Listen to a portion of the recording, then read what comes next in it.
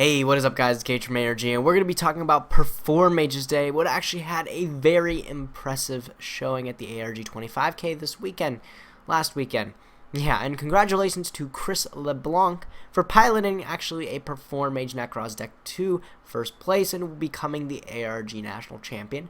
And also congratulations to James Chow, the running a Shadal variant deck, which I also think ran Performages too, which I guess that kind of segues perfectly into the video we're talking about today, which is of course the Performages. Now, if you guys didn't know, Performages were released in Clash Rebellions and were kind of sought after because Trick Clown was a short print, and this archetype really didn't see too much play. It saw a lot of play in the OCG when Clownblade was a thing, when Laval Chain was still at 3, which unfortunately we got hit before we actually had the release of Performages, so that deck really never took off to the potential we could actually see it at. However, that did not dismiss the fact that Performages are still just a really good archetype in general, and people proceeded to splash it in Necros and Shadals, which are the two decks I'm going to be kind of referring it to today when I talk about them. So if you guys didn't know what the Performages do, they were focused around a rank 4 based engine, summoning of course like generic rank 4s with their effects, which are really easy to recur or really easy to summon. For example, we have Performage Trick Clown, which is a light spellcaster type monster, 1600 attack, 1200 defense, and if it's sent to graveyard, you can target one Performage monster in the graveyard, including itself, and you can special summon it, but its attack and defense becomes 0. And you inflict 1,000 damage to yourself, and you can only use the effect of Performage Trick Clown once per turn.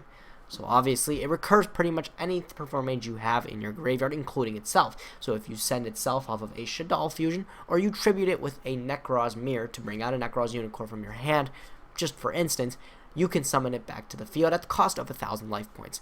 Now, what else can you summon off of the Performage Trick Clown from your graveyard? Well, you have Hat Tricker, which also has the dual capability of if there are 2 or more monsters on the field, not just Performage monsters, you can special summon him from your hand. It's an Earth attribute, so you can dump it off a Shadal fusion to bring out Shekanaga, which is neat, but more than likely, it's really easy to accomplish having 2 monsters on field.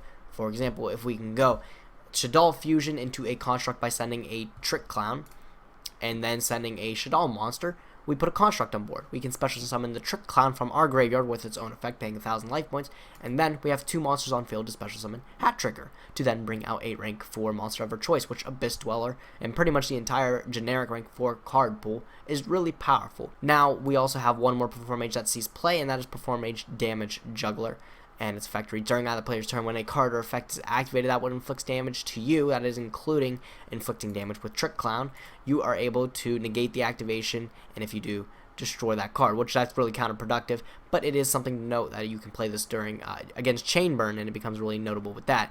And also, during either player's battle phase, you can do the same thing and make all battle damage you take the turn 0.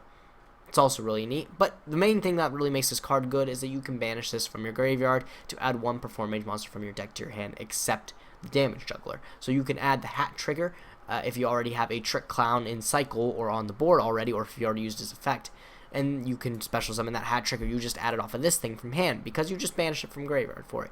It does become one of the least most important ones, if you already have your kind of cycle in play with the Trick Clown, but if you manage to get a Damage Juggler in the graveyard and just keep it sitting there until you can get Trick Clown as well as another monster on the field to special summon the Hat Trigger and make a rank 4, it becomes very powerful in that sense. And as we saw at the 25K, the Performage engine really took off. We had Shadals hitting a lot of top tables with, well, Performage Shadals, Performage Shadals, I think there was only one in top 32, but it did become second in the event, so it really proved how powerful the deck was.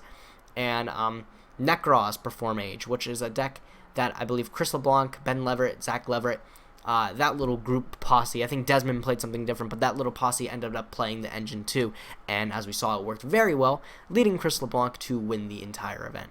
So the way he explained it is it became really easy to send them off of cards like Foolish Burial or just the Necros Mirrors to summon them and then make rank 4s, powerful rank 4s, in the form of a Abyss Dweller, which was the main one they made because it stops burning Abyss. It's just generically a good card as is. And also 101 Masquerade, which is something that it requires 3 level 4 monsters. I actually didn't pull it up here, but I'll pull it up on the side there. But it requires 3 level 4 monsters, and what you can do is you can negate up to 3 monster effects during the battle phase, which their main goal was to negate Valkyrs to push through damage. So you could, while playing your own Necroz variant, you're able to combat your opponent's Valkyrs, which is really powerful. And also, leaving monsters on the field isn't that bad, because in the ARG format, you're not susceptible to Trishula. So that's why the Performage kind of took off in that sense. Will it carry over to the Konami format? I'm not quite sure. I think Performages are just genuinely a really good archetype on their own, and they're only getting more support in the next few sets, including the Flame level 4 dude, that where you can special summon it from your Pendulum Zone, and if it's destroyed, you just special summon another Performage from your deck. So I can only feel this archetype can go up from where it is, and maybe become its own individual deck instead of just a splashable engine. Sure, we may not see Clownblade anymore with Lavolvo Chain at 1, and I don't think people are really going to go the RNG way and try to make Minerva work. But I do think this as a standalone engine is really, really powerful. And as we saw about the 25K, it definitely proved that. So if you guys liked the video, be sure to like the video, thumbs up the video. Haven't expressed that you enjoyed the video. Again, I hope you enjoyed all the coverage the 25K had to produce. Be sure to like us on Facebook and subscribe to our Twitch stream if you haven't already. But as always, I thank you guys for watching. Be sure to like, comment, and subscribe. I'll catch you guys next time. Gage from ARG, signing out.